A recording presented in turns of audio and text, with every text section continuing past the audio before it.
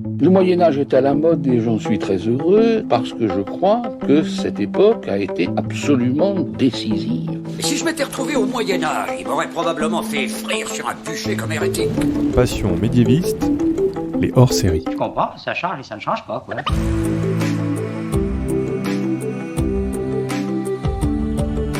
Bonjour à toutes et à tous, bienvenue dans ce hors-série du podcast Passion médiéviste, le podcast où on vous parle du Moyen-Âge avec des chercheurs et chercheuses en histoire médiévale. Je m'appelle Fanny Cohen-Moreau et aujourd'hui dans cet épisode, nous allons vous parler d'un sujet qui intrigue, d'un sujet mystérieux mais qui va être très concret, vous allez voir, les moines espions. Et cet épisode est enregistré dans un cadre particulier car nous sommes à Aix-en-Provence, à la Maison méditerranéenne des sciences de l'homme et ce en public.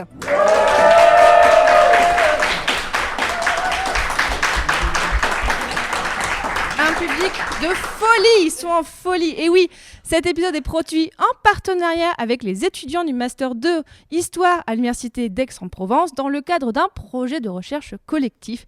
Et donc autour de la table, j'ai beaucoup de monde. Nous avons d'abord Christine Gadra-Werfeli, bonjour.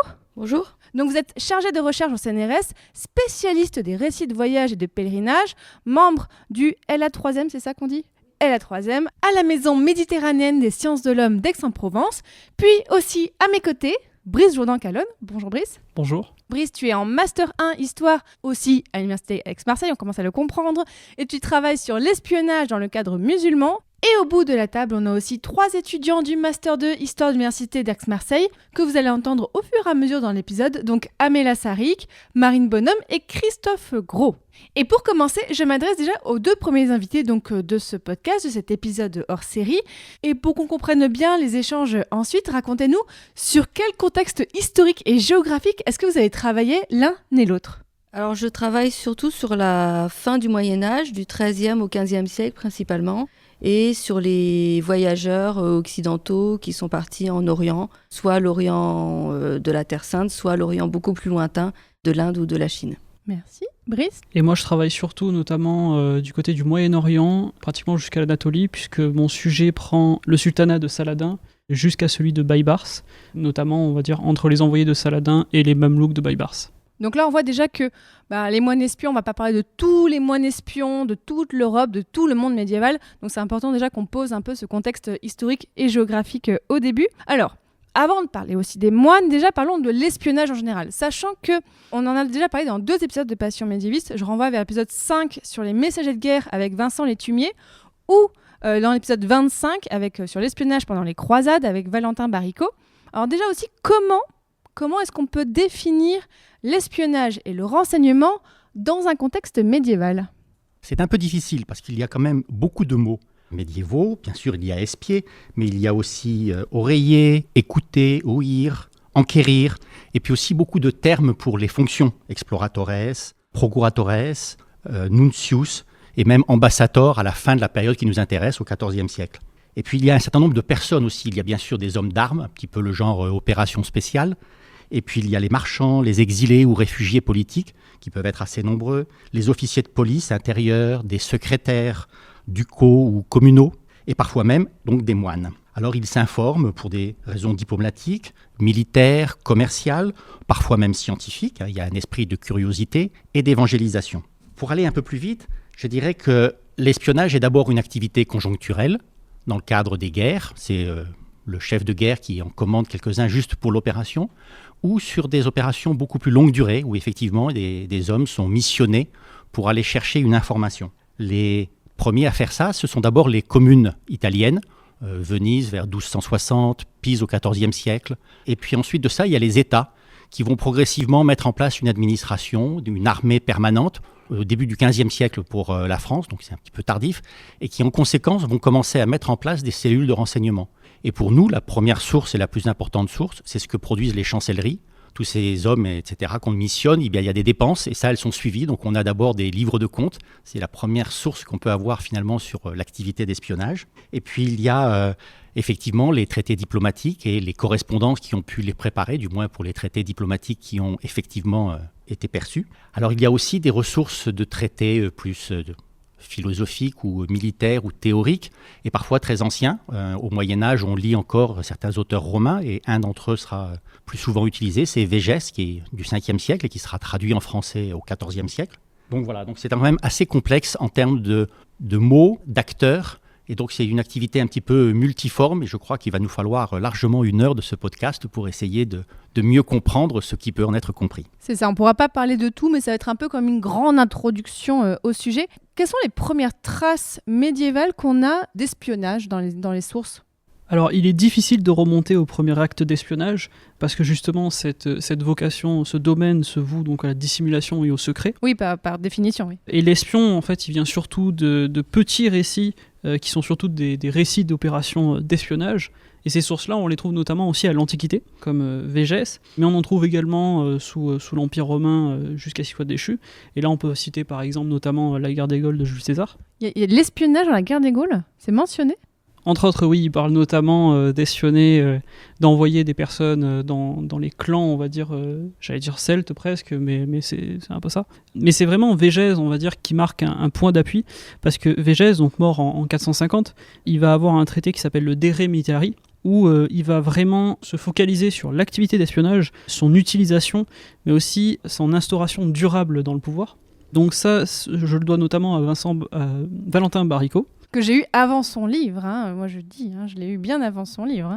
Évidemment. Et donc notamment, il va montrer également une continuité donc, qui arrive au Moyen-Âge, début Moyen-Âge, avec notamment Constantin VII Porphyrogène, donc mort en 959. Et donc lui, là c'est bon, on est au Moyen-Âge, on y est bien. C'est ça, c'est vraiment les prémices, c'est cette passation entre l'Antiquité et le Moyen-Âge.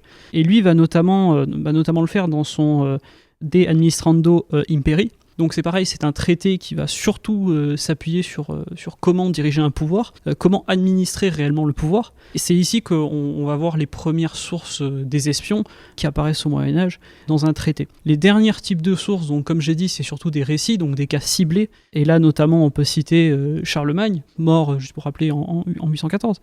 Qui utilise des espions mais aussi des éclaireurs. Et là, on peut citer notamment ses conquêtes, notamment chez les Saxons, où l'espionnage va vraiment jouer un rôle important. Et ça, on le voit dans les récits et d'autres sources. Et j'en profite, alors, il n'est pas encore sorti au moment où sort cet épisode, mais bientôt sortira dans Passion Antiquité, mon autre podcast. Et c'est le hasard du calendrier, c'était pas du tout fait exprès, un épisode sur l'espionnage dans la Mésopotamie du 3e millénaire avant notre ère. Et alors, je l'ai déjà enregistré pendant qu'on enregistre ici, et en fait, il y a tellement de similitudes parce qu'il expliquait que oui, en fait, entre l'époque de Mésopotamie et l'époque médiévale, il n'y a pas eu beaucoup de changements parce qu'en fait, et même c'est le cas jusque quasiment au 19e siècle, parce qu'en fait, les moyens de communication n'ont pas beaucoup changé en tant que tels, mais il y a déjà des mentions d'espionnage dans les tablettes de Mésopotamie. Donc voilà, si vous voulez en savoir plus, comment ça se passe presque 3000 ans avant ce dont on va parler, même, enfin bref, là j'ai perdu le compte, mais allez écouter ça aussi. Alors, et donc, on arrive à nos moines. Est-ce qu'il existait des cas documentés de moines qui avaient des activités de renseignement ? Alors oui, il en existe. L'inventaire des acteurs, donc que ce soit les hommes, les environnements, les origines et les pratiques. Et dans cet inventaire hétérogène, on trouve nos moines qui se font espions pour des raisons diverses. Alors premièrement, il faut préciser que les membres du clergé, donc à la fois séculiers, donc ceux qui vivent dans le siècle, comme les prêtres, ou les membres du clergé régulier, donc ceux qui vivent en communauté religieuse autour de l'observance d'une règle, sont des acteurs courants de l'espionnage. Et je précise rapidement, car ce sera bientôt développé, que nous parlerons aujourd'hui bien des moines, mais aussi des membres des différents ordres prêcheurs et mendiants, qui se distinguent des moines, notamment par leur absence de vœux de clôture. Donc oui, il existe bien des cas de moines et de frères impliqués dans des activités de renseignement, que conservent certaines sources de la pratique, qui sont conservées dans des archives nationales, par exemple les archives de Sienne, qui conservent les documents... en Italie, dont on parlait tout à l'heure, ouais. Qui conservent les documents historiques de la ville de Sienne. Et je peux peut-être citer un exemple. Ces moines sont mobilisés au sein et par les communes italiennes pour récolter et livrer des informations politiques sur des communes italiennes concurrentes. Oui, et on ne va pas se risquer à expliquer le contexte italien. Non. Clairement, je ne risquerai pas non plus, je pense. Aujourd'hui. Alors justement, quel type de moine était le plus susceptible de participer à des activités de collecte d'informations ? Alors justement, comme vient de le suggérer Améla, les membres des ordres mendiants, dominicains et franciscains principalement, sont particulièrement indiqués pour accomplir ce genre de mission. Contrairement aux autres ordres religieux, ils ne prononcent pas de vœux de clôture et donc ils sont plus libres de se déplacer, même si il y avait quand même quelques restrictions et quelques règles à observer. Et les mendiants sont même en quelque sorte des professionnels de l'itinérance, puisque depuis leur entrée dans ces ordres, les frères sont amenés à se déplacer très régulièrement. D'abord pour leurs études. Ils font leurs études dans plusieurs couvents. Ils sont envoyés chaque année dans un couvent différent pour poursuivre leurs études. Et même pour les plus doués d'entre eux, ils peuvent être envoyés dans les grandes universités européennes de cette époque, donc Paris, Oxford, Bologne par exemple. Par ailleurs, ce sont des ordres dont l'une des activités principales est la prédication qu'ils font dans leurs églises, mais aussi beaucoup en extérieur. Et chaque couvent a en quelque sorte un ressort de prédication, donc un territoire dans lequel les frères circulent de village en village pour exercer donc cette activité de prédication qui est liée aussi à l'activité de récolte d'aumônes. Enfin, comme il s'agit d'un ordre religieux, cet ordre a constitué un réseau de couvents et de maisons, non seulement à travers l'Europe latine, mais aussi sur une grande partie des rivages méditerranéens. Par exemple, les franciscains sont implantés au Maghreb, au Moyen-Âge, et même de l'Orient plus ou moins lointain, puisque au XIVe siècle, les dominicains et les franciscains ont des couvents en Arménie, en Perse, en Asie centrale, le long de la route de la soie, et même jusqu'en Chine. Donc tous ces couvents forment un réseau qui permet aux frères de se déplacer facilement et de trouver un toit et une aide matérielle dans un grand nombre de lieux. Donc toutes ces raisons font que les mendiants ont l'habitude de se déplacer et comme leur nom l'indique, donc le nom de mendiants, ils ont l'habitude de voyager léger, c'est-à-dire ils n'ont pas besoin de beaucoup de choses. Sinon ils peuvent pas trop mendier quoi, s'ils ont plein de trucs sur eux. Même à la fin du Moyen-Âge où ils mendient beaucoup moins qu'à leurs origines. Parce que là ils ont pris plein de trucs déjà. Voilà, ils continuent à mener quand même un mode de vie relativement humble. Et donc, ils n'ont pas besoin de toutes les ressources et tout l'apparat d'un ambassadeur officiel. Voilà. Donc, ils sont mobiles et demandent peu de moyens.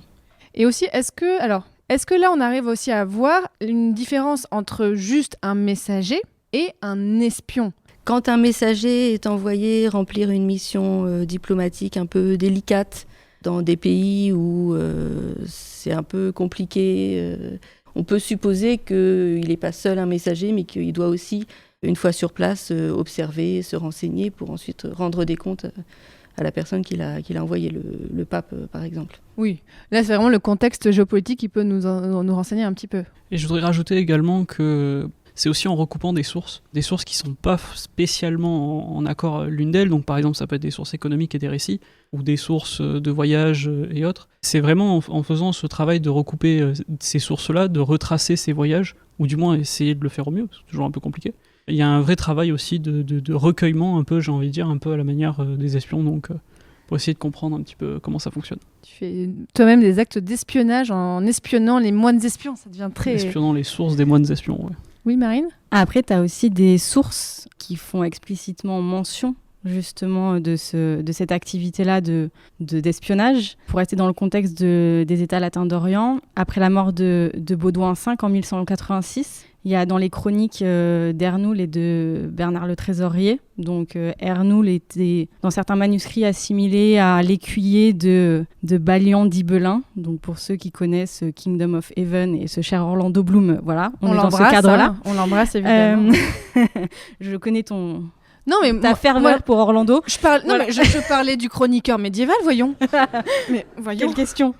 Et donc du coup, il y a un problème de succession, comme bien souvent dans ce cas de figure-là, où la mère, donc Sibylle de Baudouin V, et Guy de Lusignan vont s'emparer du pouvoir face à une faction rivale. Et donc, pour empêcher toute velléité de cette faction rivale, ils vont mettre Jérusalem en état de siège, ils vont tout fermer pendant la période du couronnement.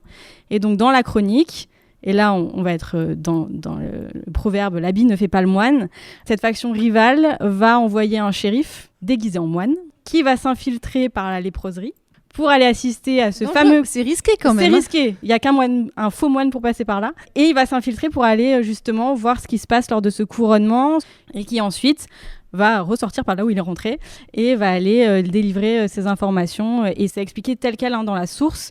Il est indiqué qu'un sergent prit l'habit de moine pour pouvoir aller collecter des informations pendant le couronnement. Donc on là, le retrouve dans certaines sources. Donc là, on a déjà au moins une source qui nous indique qu'un moine pouvait se faufiler. Alors, si Alors, c'est pas un moine, c'est ça qui est intéressant. quelqu'un habillé en moine Tout pouvait. à fait. Et donc, si on revient un peu à nos vrais moines, si je puis dire, est-ce qu'on sait comment et pourquoi des moines deviennent des agents d'information, voire des espions?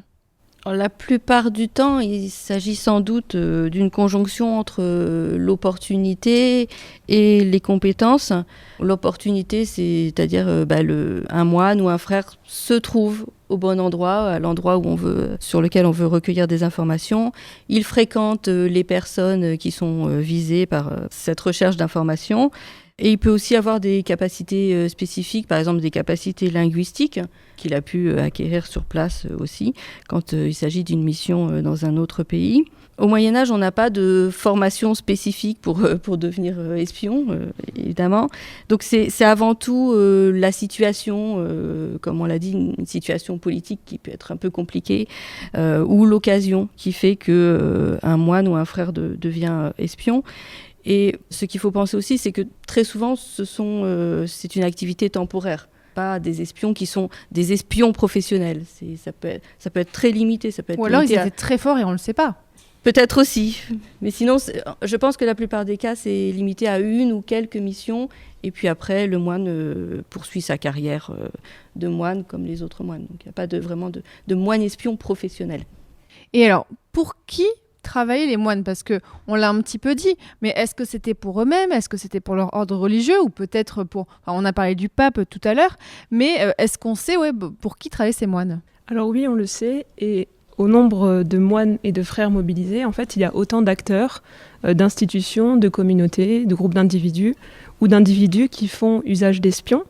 Comme on l'a vu tout à l'heure, en fait, c'est le contexte qui va conditionner de s'ils le deviennent ou pas. Exactement. Je l'ai cité tout à l'heure, c'est par exemple les communes italiennes, mais aussi la papauté, des seigneuries urbaines, ou encore des monastères et des ordres mendiants eux-mêmes qui envoient leurs propres moines collecter d'autres informations. Et ces personnes, ces groupes d'individus, ces institutions les entretiennent, et notamment en fait entre abbayes, maisons mères en France, qui envoient des moines en Angleterre, par exemple, durant la guerre de 100 ans, pour récolter des informations. Ce qui est intéressant, c'est que l'expulsion de ces moines français sur le sol anglais est fréquemment demandée parce que... on en a marre de vos moines, là. Oui, justement parce qu'en fait, ils viennent récupérer des informations. Et ce qui est intéressant, c'est que en fait, ils les renvoient à leurs moines en France. On leur demande en fait de partir gentiment, voire on les force un peu à quitter le sol anglais. Mais du coup, est-ce qu'on peut comparer l'activité de ces moines espions peut-être à des diplomates ou à des marchands qui peuvent aussi, qui sont les personnes peut-être qui circulent le plus au Moyen-Âge? Alors, plus ou moins, mais d'abord, il faut rappeler que, comme on l'a un peu suggéré, le moine n'est pas voué à l'origine à faire ces missions-là, et c'est surtout traité un peu au cas par cas. Ce qui différencie surtout le moine des autres catégories, on va dire, sur les diplomates et les marchands. Les diplomates et les marchands, eux, ont véritablement un domaine qui est voué à l'écoute, à l'échange et à la négociation, tandis que le moine, pas du tout, et ils vont surtout être sélectionnés un peu pour leurs atouts, pour leur proximité, peut-être même pour leur langue parlée. Oui, on en parlait tout à l'heure, effectivement, s'ils parlent plusieurs langues, c'est un atout, oui. Oui, c'est exactement ça. Les moines sont proches un peu de tout le monde, et ils bénéficient un peu réellement d'être intégrés dans cette circulation de l'information, qui est vraiment le point phare donc, du renseignement. Et donc c'est pas pour rien aussi qu'on a des faux moines qui se déguisent, c'est véritablement pour ça, parce que non seulement ils sont proches du peuple, mais aussi des seigneurs. Et c'est vraiment de cette... un peu de cet engrenage de la circulation de l'information duquel ils font partie, qui permet véritablement donc de les différencier. Donc ensuite, en plus de ça, ils bénéficient un petit peu d'une sorte d'immunité, puisque frapper un moine, c'est quand même assez mal vu. Mais donc ils sont respectés et écoutés, et surtout, ils écoutent. Et ça, notamment, on voit ça notamment dans les pénitences qui sont faites à travers de la confession. On a des sources parfois qui renvoient justement à ces confessions qui ont été faites à des moines et donc qui ont été rapportées à d'autres seigneurs Est-ce que c'est plutôt dans le cadre d'une mission ou est-ce que c'est plutôt dans le cadre de la revente d'informations? Ça, c'est difficile de savoir, j'ai envie de dire. Tandis que, pour comparer un petit peu, l'ambassadeur, lui, il bénéficie d'un sauf-conduit. Et ça, durant toute sa mission. Le moine, lui, ne bénéficie pas de ce sauf-conduit, mais il est quand même libre d'un petit peu se déplacer à peu près là où il veut. On l'a vu à travers les léproseries, quoi. Exactement. Et alors par contre, l'ambassadeur, ce qui lui donne un véritable atout par rapport au moine, c'est toutes les lois en fait que lui doivent le pays, l'État plutôt qu'il reçoit, notamment le principe d'immunité, mais surtout le droit d'ambassade. Et ça, le moine ne l'a pas. Donc en fait, ça va différencier surtout au niveau de certaines missions, je suppose. Et puis surtout, l'ambassadeur, on sait que c'est l'ambassadeur, alors qu'un moine, donc il est moins discret que pour être un moine. C'est ça, un moine va vraiment véritablement jouer sur cette discrétion, sur ce fait d'un petit peu se mêler à la foule, mais en même temps d'écouter, qui est complètement différent donc du marchand, qui lui va être qui va avoir une restriction de la ville duquel il est envoyé ou dans laquelle il peut négocier, sachant qu'en plus les marchands ne sont pas habilités à se déplacer partout dans les villes. C'est-à-dire ils ont des zones un petit peu restreintes selon les villes, et je pense notamment... Que la zone commerciale, quoi. Oui, c'est ça. Je pense notamment à Byzance, il me semble que j'avais lu une source justement qui en parlait. Il ne permettait pas donc de visiter par exemple le coin des armées, ce genre de choses, tandis qu'un moine qui se dissimule dans la foule, c'est plus compliqué à attraper qu'un marchand qui lui arrive, on va dire, ou qu'un ambassadeur d'ailleurs, qui arrive un peu plus de manière visible. Et donc enfin, et dernier type de mission auquel les moines peuvent profiter par rapport aux autres, c'est les missions d'évangélisation. Et ça, c'est vraiment quelque chose d'important parce qu'ils sont directement au contact d'un peuple qui, lui, est le peuple d'une civilisation, d'un État, peu importe, qui, lui, est voué donc à être complètement différent. Et donc là, on est purement sur du recueillement d'informations. Oui, donc on voit qu'ils sont en contact de tout le monde. On va écouter un petit extrait qui n'est pas tout à fait médiéval, quoique. Marine, on t'écoute. Guillaume n'était pas dans sa cellule. D'évidence, il s'était levé bien plus tôt. Je le trouvais après une sorte de déambulation, sortant de l'édifice. Il me dit qu'il s'était rendu au scriptorium, feuilletant le catalogue et observant le travail des moines, dans la tentative de s'approcher de la table de Vénantius, pour reprendre l'inspection. Mais que pour un motif ou pour un autre, chacun paraissait résolu à ne pas lui laisser mettre le nez dans ces parchemins-là. D'abord, Malachie s'était approché pour lui montrer quelques enluminures de grande valeur. Ensuite, Bance l'avait accaparé sous des prétextes inconsistants. Puis quand il s'était penché pour reprendre son inspection, Béranger s'était mis à tourner autour de lui, en lui offrant sa collaboration. Enfin, voyant que mon maître paraissait avoir la ferme intention de s'occuper des affaires de Vénantius, Malachie lui avait dit clair et net que, peut-être, avant de farfouiller dans les parchemins du mort, il valait mieux obtenir l'autorisation de l'abbé. Que lui-même, tout en ayant qualité de bibliothécaire, s'en était abstenu, par respect et discipline. Et qu'en tout état de cause, personne ne s'était approché de cette table, comme Guillaume le lui avait demandé. Et personne ne s'en approcherait, tant que l'abbé n'interviendrait pas.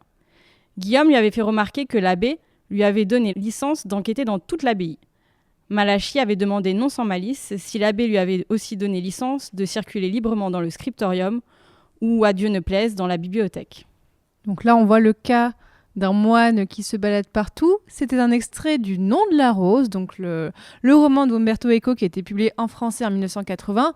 Donc voilà, un roman sur le Moyen-Âge qu'on conseille fortement si vous ne l'avez pas lu, qui est très sympathique, et le film aussi. Donc là, on voyait l'exemple, effectivement, romancé au XXe siècle.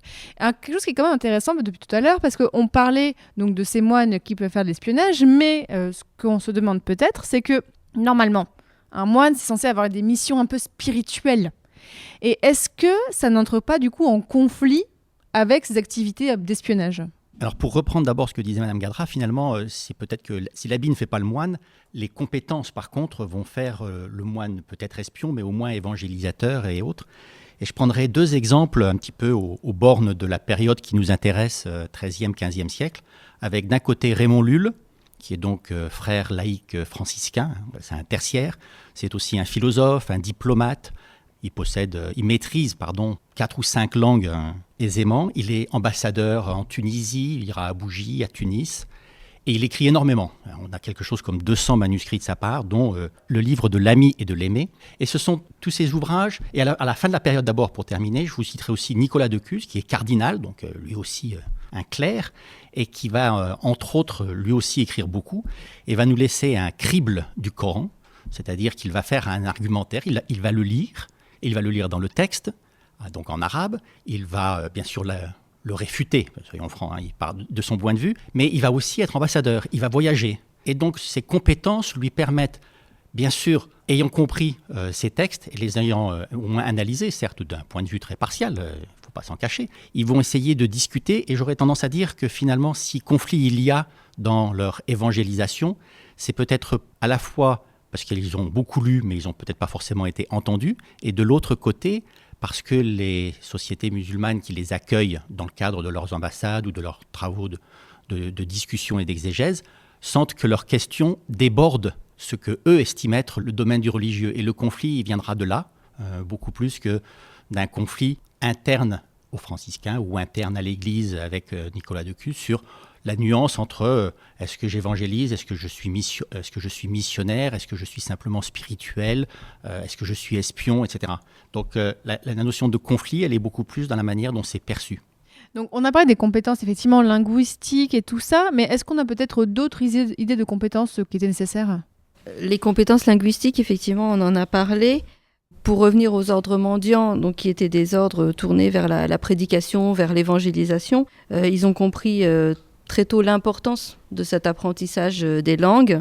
En particulier, les dominicains et les franciscains de la péninsule ibérique ont été pionniers dans l'apprentissage de l'arabe, on comprend pourquoi. Et tous les frères qui étaient envoyés dans les couvents, non seulement dans tous les pays européens, mais aussi autour de la Méditerranée, en Orient, jusqu'au fin fond de l'Asie. C'est souvent un apprentissage qui se faisait sur place. C'est-à-dire que les frères qui étaient envoyés en Arménie, par exemple, pendant leur séjour là-bas, apprenaient l'arménien, mais ils pouvaient aussi apprendre d'autres langues, comme le persan, qui était une langue véhiculaire dans une grande partie de l'Asie. Et la papauté a aussi, de son côté, compris l'intérêt de cet apprentissage des langues. Et au XIVe siècle, par exemple, quand la papauté est installée à Avignon, on a un apprentissage de l'arménien qui se fait à Avignon, qui est fait par des Arméniens qui sont en lien avec la papauté d'Avignon. Il y a des rapprochements entre l'église arménienne et l'église catholique. Et donc on a des Arméniens qui séjournent à Avignon et qui donnent des cours de langue. On a aussi un apprentissage du grec aussi à ce moment-là. Et donc, toutes ces langues pouvaient être apprises par les frères.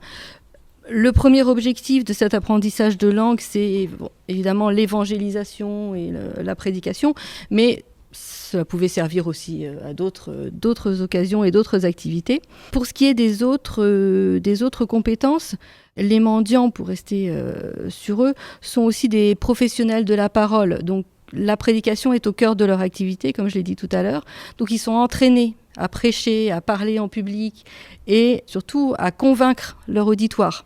Ils ont des manuels pour ça, des techniques pour s'exercer, pour vraiment parler en public. Donc, ils savent aussi s'exprimer aussi bien devant des foules que devant des souverains ou des dignitaires auprès desquels ils peuvent être envoyés. Et par conséquent, ils peuvent convaincre ces foules, ce qui peut leur amener parfois dans certaines missions à créer des troubles publics pour soulever une population, par exemple, contre leurs dirigeants.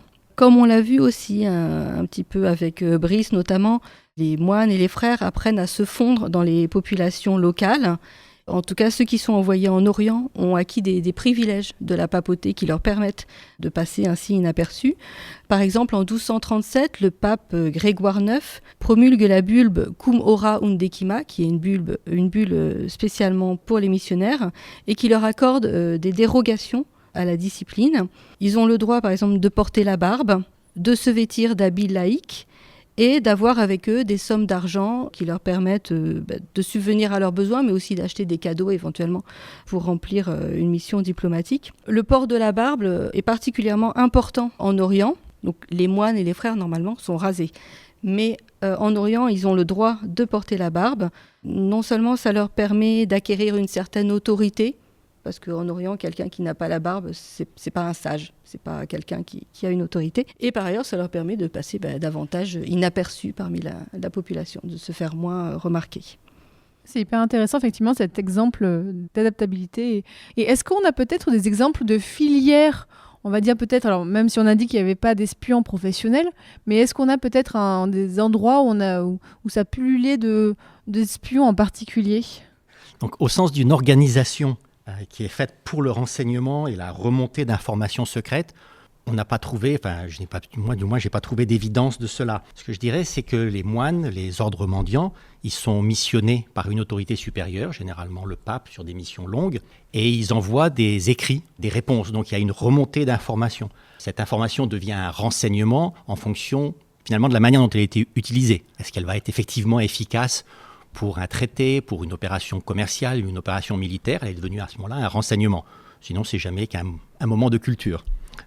Par contre, les ordres mendiants, les ordres monacaux avant, sont autonomes dans le choix de leurs implantations. Ce sont eux qui décident d'avoir une implantation dans telle ou telle ville, par exemple, pour les ordres mendiants, et progressivement de construire un réseau. Alors, est-ce qu'effectivement, j'aurais tendance à dire que le réseau dépend de l'ordre mendiant, alors que l'information, la collecte de l'information dépendra d'une autre autorité, généralement, la plupart du temps le pape ou la curie, et ce sont eux qui vont effectivement transformer cette information, l'ayant fait remonter, par le réseau existant. Donc il y a un petit peu des deux. Alors, il y a aussi une question on a parlé de sources depuis tout à l'heure. Du côté des sources judiciaires, parce que pour le Moyen-Âge, c'est quand même très utile pour avoir des choses, est-ce qu'on a des exemples peut-être de moines qui ont pu être condamnés, des moines où ils ont été pris un peu la main dans le sac en quelque sorte? Alors la figure de l'espion est le plus souvent identifiée à la figure du traître, et c'est surtout en cette qualité que l'espion est jugé et condamné. Donc l'espion traître reçoit souvent une peine terrestre ritualisée qui sert d'exemple au public, qui marque la mémoire de ses contemporains et qui obéit à des impératifs politiques, sociaux et moraux. Et ce traître peut être jugé, emprisonné, torturé, humilié et peut même encourir la peine capitale. Et donc dans ce contexte, le moine ou le frère relève à la fois de la juridiction ecclésiastique, c'est-à-dire qu'il peut craindre des peines comme l'excommunication. Oui, là c'est compliqué pour un moine. L'exclusion de la communauté religieuse, mais il relève également de la juridiction civile. Donc il peut craindre, dans le cas le plus extrême, la peine de mort. Cependant, ça reste une procédure extraordinaire et il faut en fait attraper l'espion, ce qui est le plus dur. Et donc pour citer un exemple, donc qui est très bien documenté par Valentin Baricot, comme on l'a déjà cité, et par Benoît Lettenet. C'est le cas d'un frère franciscain, Étienne Charlot, qui est un frère cordelier, c'est-à-dire qu'il porte une cordelière à 3 nœuds autour de la taille. Il est arrêté en Bourgogne au milieu du XVe siècle, dans un contexte de lutte entre Armagnac et Bourguignon. Alors je ne me lancerai pas dans... Non plus dans ce contexte. Voilà. En fait, on lui reproche d'avoir trahi le secret de confession. Donc ça rejoint ce que disait Brice tout à l'heure, qui est un secret en fait normalement que le confesseur doit garder de manière absolue. On lui reproche également d'avoir usé de l'habit religieux pour se déplacer, pour agir discrètement, et d'avoir fourni des robes de bure à d'autres espions et d'autres informateurs. Donc là, lui, il avait créé une filiale. Lui, c'était à lui tout seul une organisation. Pour lui se couvrir, il disait qu'il allait visiter une sainte Colette, qui est une sainte thaumaturge, devant laquelle en fait il a été ordonné. Donc il est entré dans les ordres devant elle. Mais on ne sait pas vraiment en fait ce qu'il advient de ce frère finalement. On a quelques hypothèses dans l'historiographie. Donc peut-être qu'il a été tout simplement interdit de sortir de son couvent. Donc il est cloîtré, il a sûrement été cloîtré à vie, je sais pas, très l'émir de son couvent. On a des cas de moines qui ont été jugés pour espionnage.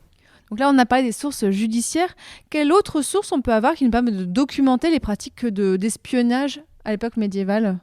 La principale difficulté, comme on l'a déjà souligné à plusieurs reprises, c'est que d'une part, il est difficile de vraiment déceler ou être sûr qu'il s'agit d'espionnage. Et par ailleurs, il n'y a pas de distinction très claire entre espionnage, renseignement, information, voire même mission diplomatique, etc. Donc, dans les sources, les choses ne sont pas toujours très claires. On a quelques cas, comme on vient de le voir avec ce franciscain qui a été condamné, mais il est très rare qu'on ait écrit très clairement un tel était un espion. Outre ces sources judiciaires, mais qui sont quand même assez rares, on va trouver des histoires d'espionnage, bien entendu, dans les chroniques. On l'a vu tout à l'heure avec un exemple en Terre Sainte, les chroniques ou toutes sortes de textes de nature historique en fait. Donc c'est là qu'on va pouvoir trouver des histoires d'espionnage, mais racontées après coup, évidemment, et à condition que les espions aient été dévoilés et que ces histoires aient été connues. Donc il y a sans doute beaucoup d'histoires qui nous échappent.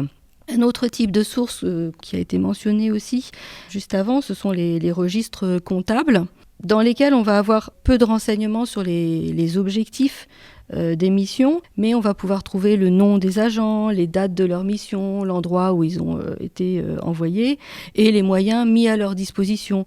Des moyens financiers et matériels, par exemple, on sait qu'ils auront eu un cheval à leur disposition, un écuyer, etc. Dans les archives aussi, on peut disposer de lettres de recommandation quand la mission a un caractère officiel. C'est le cas des ambassadeurs, mais aussi d'un nombre plus large de personnes.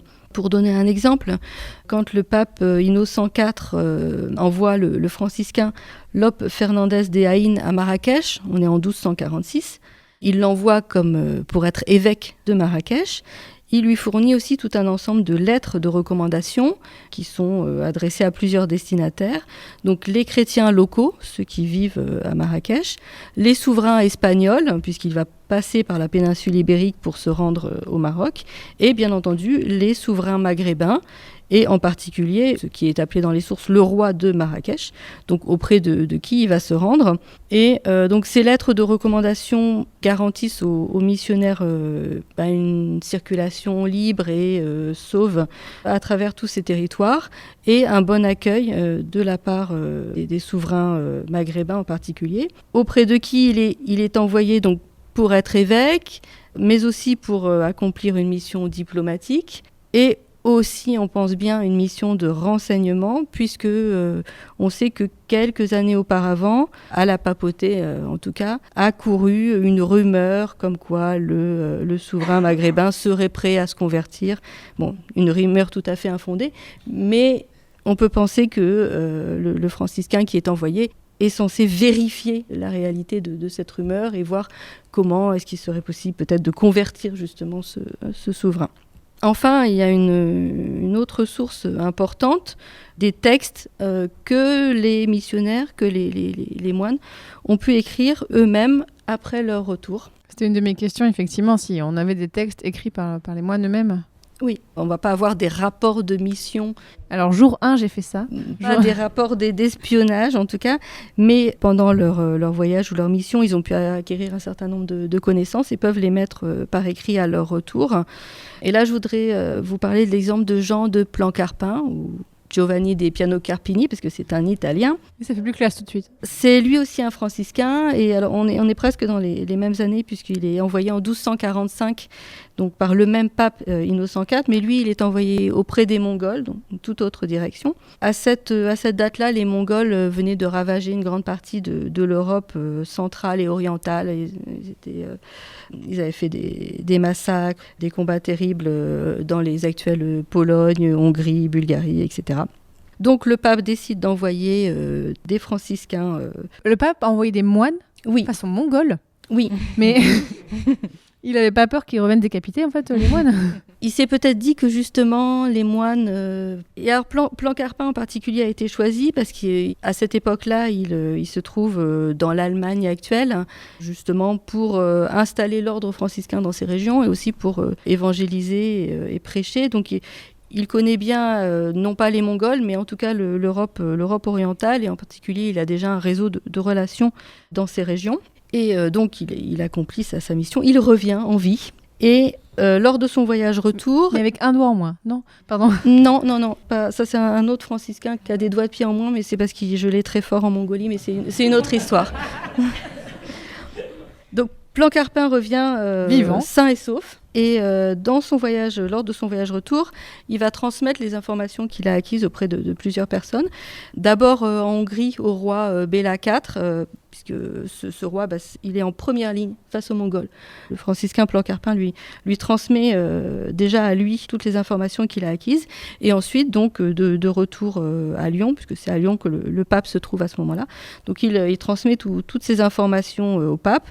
Le pape l'envoie ensuite auprès du roi Louis IX Saint-Louis pour transmettre à nouveau toutes ces informations. Il voit tous les dignitaires d'Europe, en fait, à ce moment-là. À peu près, oui, une grande partie en tout cas. Et surtout, Plancarpin donc écrit un texte, au final, qui s'appelle Histoire des Mongols et qui en fait est un vrai traité très complet sur les Mongols. Donc il y a plusieurs chapitres, leurs mœurs, leur religion, mais surtout leur organisation politique et militaire, leur tactique, leur stratégie, leur armement, la formation et l'endurance des combattants. Donc il y a des chapitres très, très développés sur tous ces aspects des Mongols. On peut donc penser que tous ces chapitres en fait formaient l'objectif principal de sa mission, puisque les Mongols étaient très mal connus à cette époque-là et formaient, comme je l'ai dit, une menace très importante.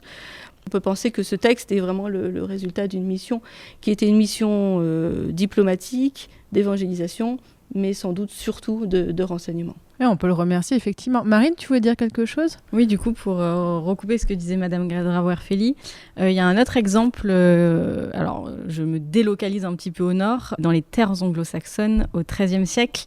Il y a un moine bénédictin qui s'appelle Mathieu Parry. Voilà. Matthew Perry, non ? Voilà. Non, attends, il arrive après mon accent anglais. Ok. Et c'est un chroniqueur, donc comme le mentionnait tout à l'heure Madame Greda-Werfeli.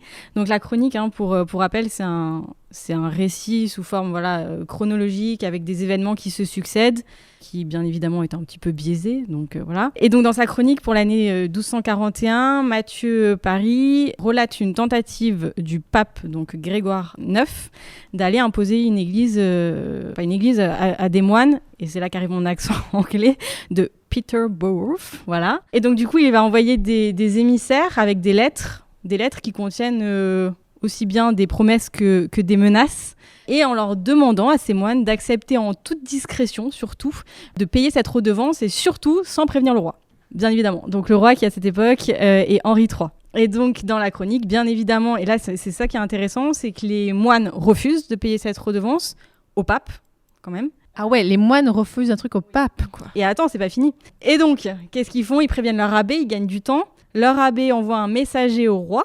Et donc là, il y a une vraie fidélité au roi en disant non, on ne peut pas payer parce que nous, notre protecteur, c'est le roi, c'est pas le pape. Et que se passe-t-il ? Le roi donne raison aux moines et donc leur interdit de payer cette redevance annuelle. Et là, c'est assez intéressant parce qu'on a toujours tendance à penser que les moines servent la papauté, servent les intérêts du pape. Et là, en l'occurrence, pas du tout. Ils sont fidèles à Henri III, et Henri III les protège également. Et donc, du coup, il y a aussi la mise en avant d'un réseau assez rapide de diffusion de l'information, puisque en quelques temps, l'information remonte au roi qui prend acte et prend des décisions pour les protéger. Juste pour finir, j'ai une petite question que normalement je pose dans les épisodes réguliers de Passion médiéviste, mais que je vais poser peut-être aux plus jeunes d'entre nous. Brice, est-ce que tu aimerais continuer de travailler sur l'espionnage ? Si tu veux un peu nous teaser, quels sont les sujets sur lesquels tu aimerais continuer de travailler ?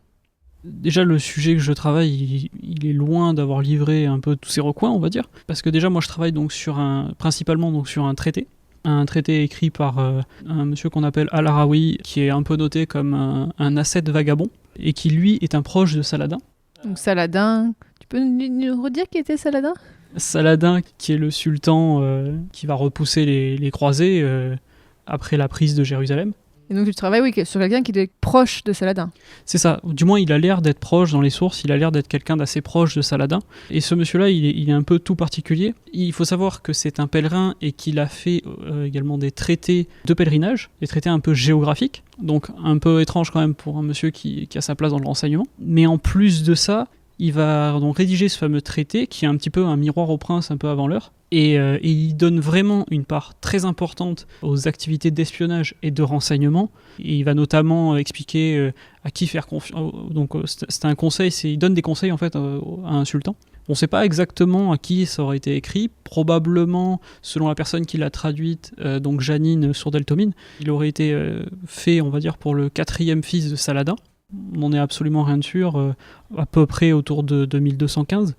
Toi, tu aimerais continuer de travailler là-dessus parce qu'il y a encore des choses à dire sur ce texte ? C'est ça, il y a vraiment des choses à dire sur ce texte parce qu'il prend absolument tout le service de renseignement, entre guillemets, même si c'est un mot un peu anachronique, mais il prend notamment circulation de l'information, mais aussi le recrutement des espions, à qui en parler, comment faire le traitement de cette information qui est recueillie. Et lui-même a été espion et il fait notamment plusieurs références des activités qu'il a faites lui-même. Et il va donner donc des anecdotes, quelques petites anecdotes comme ça au cours du traité pour expliquer un petit peu pourquoi il va appuyer tel ou tel point de son traité. D'accord. Bah écoute, merci. Bah, j'espère que tu pourras continuer de travailler là-dessus et peut-être devenir toi aussi chercheur au CNRS. Peut-être. Peut-être. Désormais, chers auditeurs et auditrices, vous en savez beaucoup plus sur l'espionnage au Moyen-Âge et sur comment les moines, surtout, pouvaient être des espions. Si vous voulez en savoir plus, je vous renvoie vers mon site passionmédiéviste.fr où il y aura un article qui accompagne cet épisode. On vous mettra des conseils de lecture, notamment, vous l'avez compris, l'ouvrage récent de Valentin Baricot que j'avais reçu dans l'épisode 25 de Passion médiéviste. Donc son ouvrage, c'est L'espionnage pendant les croisades aux éditions Passé Composé. Merci beaucoup à mes invités, donc Christine Gadra-Werfeli et Brice Jourdan. Et merci aussi aux étudiants du Master de Histoire d'Aix-en-Provence et pour leurs réponses et pour leur organisation. Donc Améla Saric, Marine Bonhomme et Christophe Gros, merci d'avoir donc organisé l'enregistrement. J'ai aussi à remercier quelques personnes. Je voudrais remercier Emmanuel Bain, Damien Boquet et donc aussi l'Université d'Aix-Marseille d'avoir permis cet enregistrement. Je veux remercier bien sûr le public que vous entendrez dans quelques secondes et je vous dis à bientôt pour un prochain épisode de Passion médiéviste. Salut!